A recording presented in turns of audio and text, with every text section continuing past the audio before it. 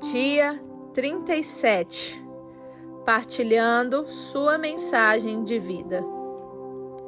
Quem crê no Filho de Deus tem o testemunho de Deus nele. 1 João 5,10. Sua vida ecoa a palavra do Senhor. As notícias da sua fé em Deus correm soltas. Assim, nem preciso acrescentar nada.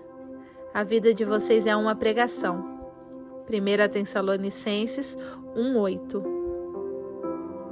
Deus lhe deu uma mensagem de vida para compartilhar. Quando você se tornou cristão, tornou-se também mensageiro de Deus.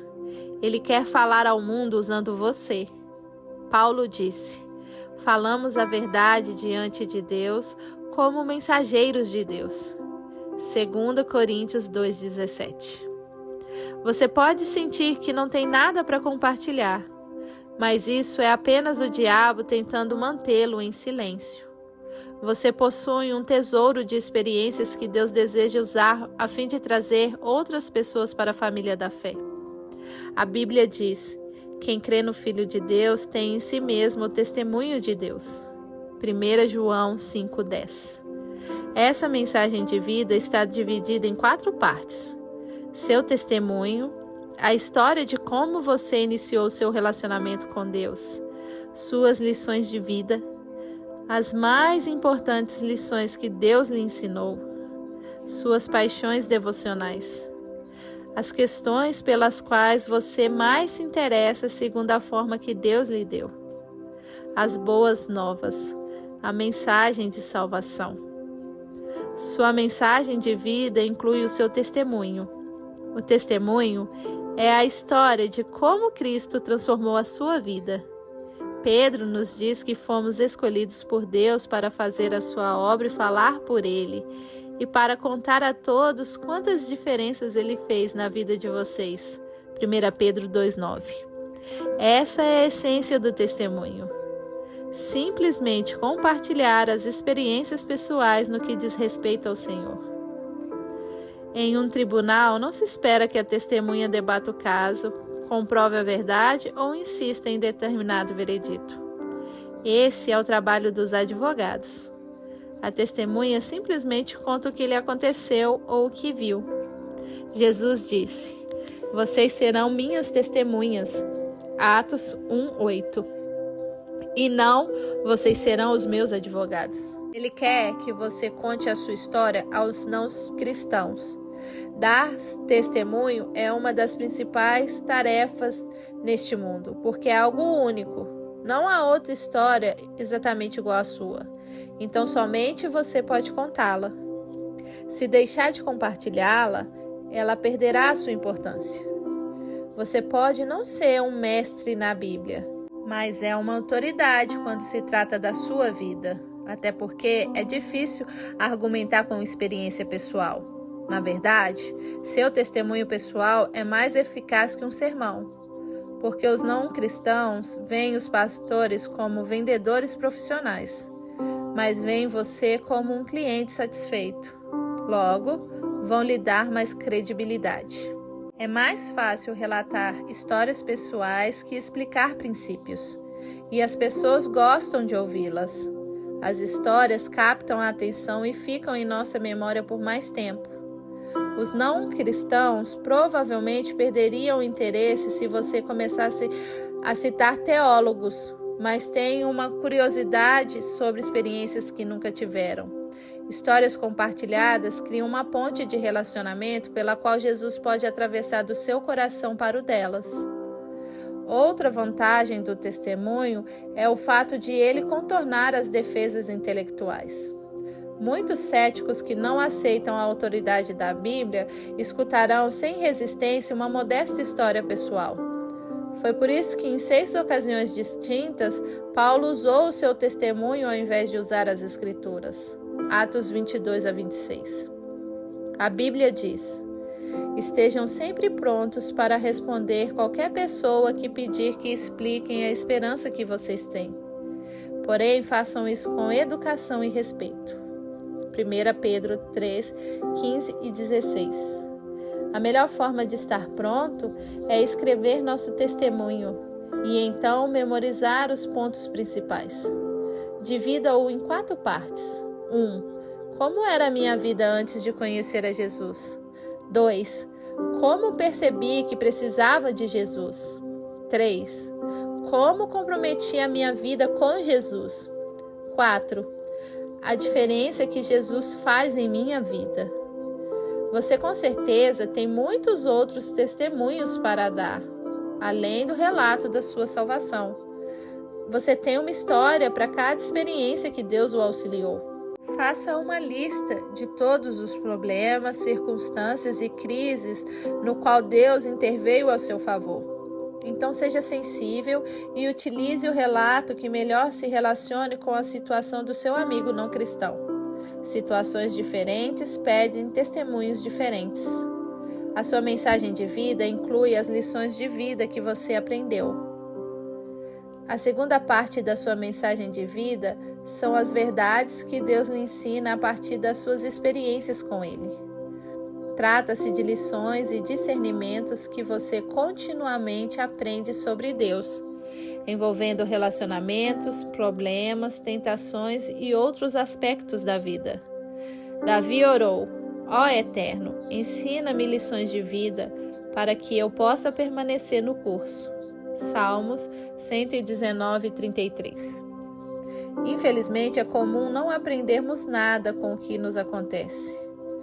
Sobre os israelitas, a Bíblia diz: em várias ocasiões, Deus os resgatou, mas eles nunca aprenderam, até que finalmente foram destruídos por seus pecados. Salmos 106:43. Você provavelmente já conheceu pessoas assim. Embora seja sábio aprender com as nossas experiências, é mais sábio aprender com as experiências dos outros. Não há tempo suficiente para aprender tudo na vida por tentativa e erro. Devemos aprender com as lições de vida dos outros. A Bíblia diz: quando alguém está querendo aprender, o conselho de uma pessoa experiente vale mais que anéis de ouro ou joias de ouro puro.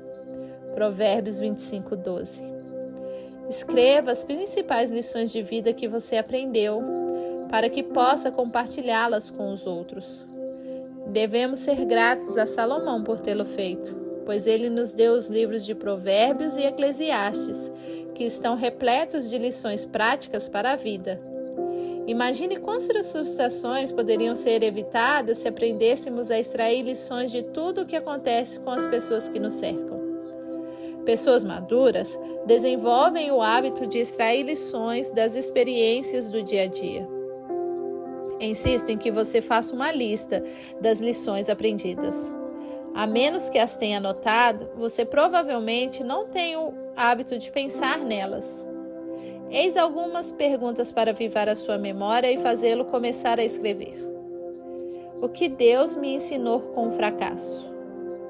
O que Deus me ensinou com a falta de dinheiro? O que Deus me ensinou com a dor, a tristeza ou a depressão? O que Deus me ensinou durante a expectativa? O que Deus me ensinou com a doença? O que Deus me ensinou com a decepção? O que aprendi com a minha família, minha igreja, meus relacionamentos, o grupo a quem pertenço e os que me criticam? Sua mensagem de vida inclui compartilhar a sua paixão pelas coisas de Deus. Nosso Deus é um Deus apaixonado.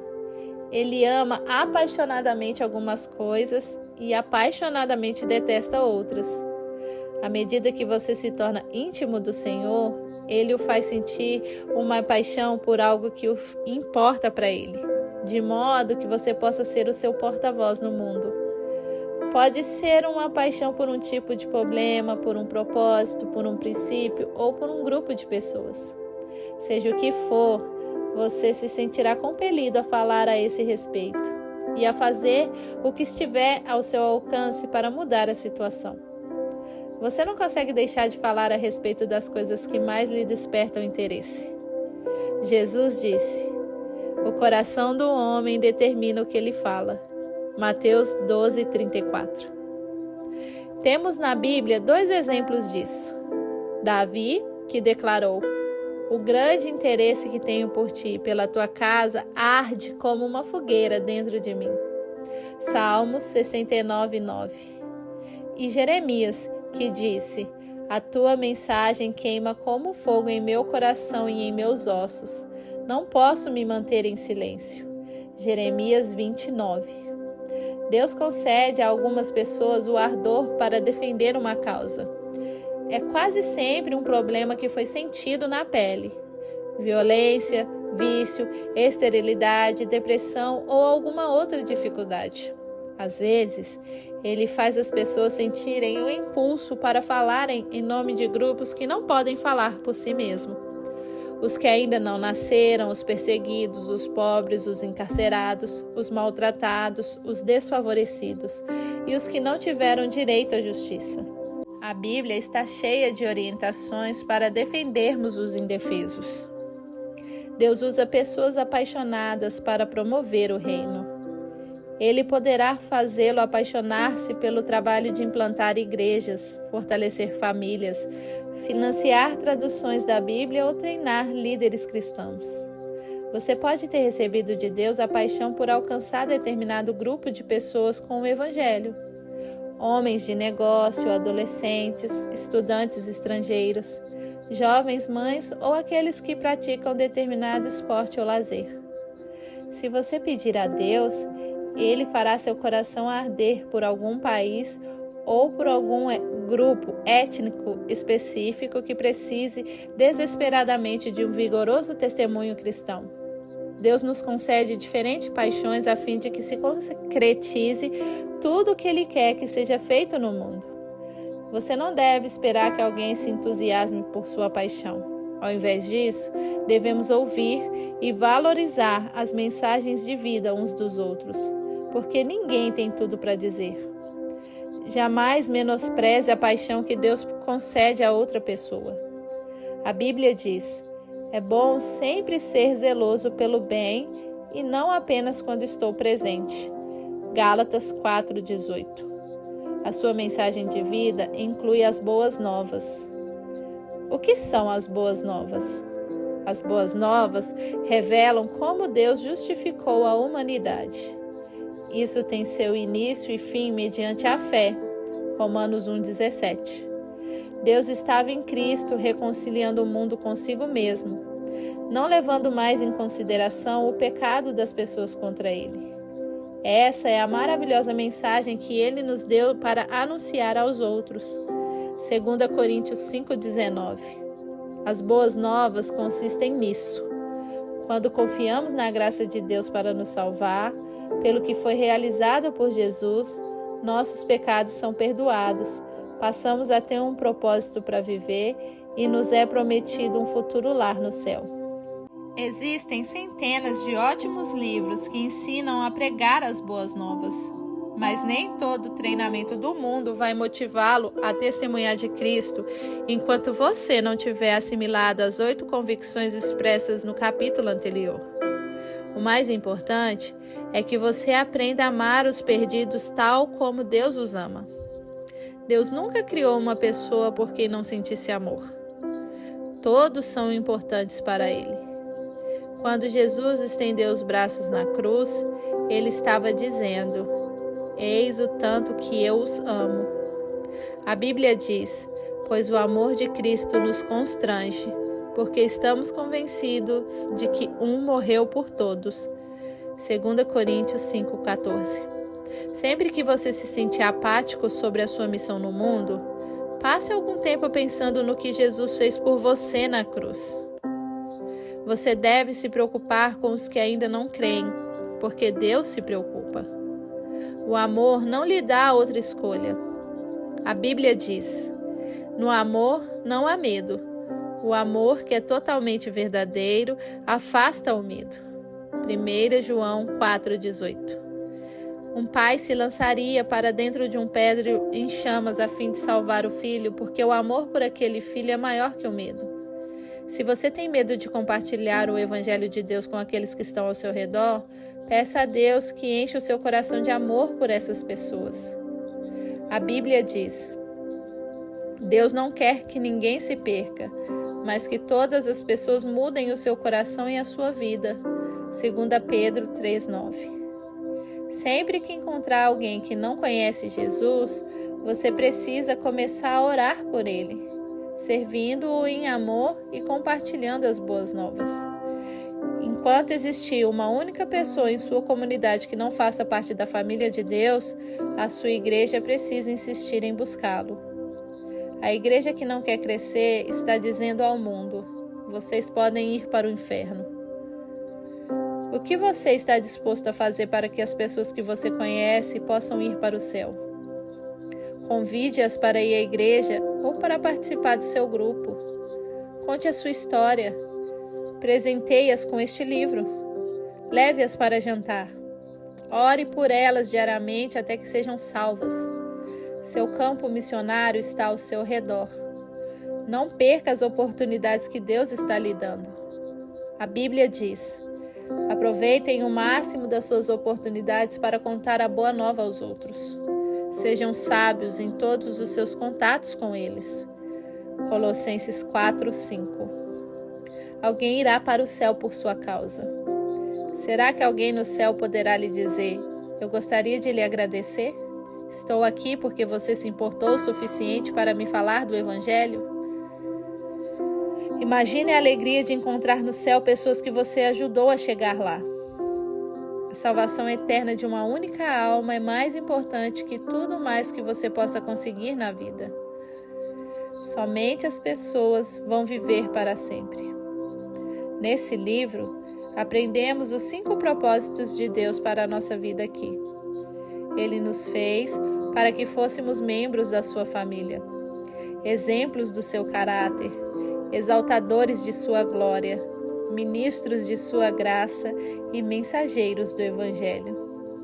Desses 5 propósitos, o 5º pode ser realizado somente nesse mundo. Continuaremos a exercer os outros 4 na eternidade de uma forma ou de outra. Por isso é tão importante propagarmos as boas novas. E temos um tempo curto para compartilhar a nossa mensagem de vida e cumprir a nossa missão.